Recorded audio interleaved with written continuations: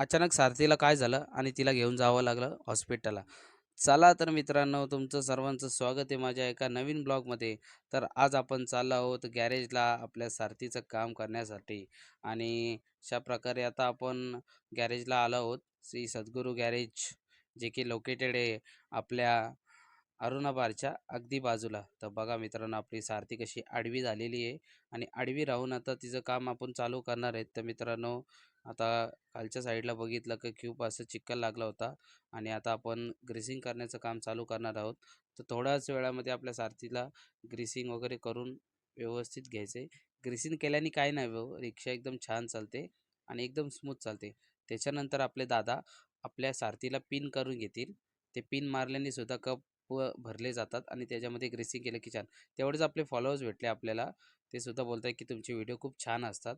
त्याच्यानंतर आपण clutch cable आणि एक्सिलेटर केबलच्या इथं ऑइलिंग करून घेऊ. त्यामुळे काय होतं, जरासं स्मूथ होतं आणि रिव्हर्सला सुद्धा आपण ऑइल लावून घेतलेलं आहे आणि थोड्याच वेळामध्ये आपण थोडं पिनला सुद्धा पुढच्या टायरला ग्रीसिंग करून घेणार आहेत.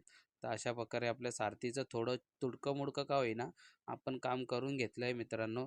तर व्हिडिओ आवडला असेल तर नक्कीच लाईक करा, शेअर करा, सबस्क्राईब करा. थँक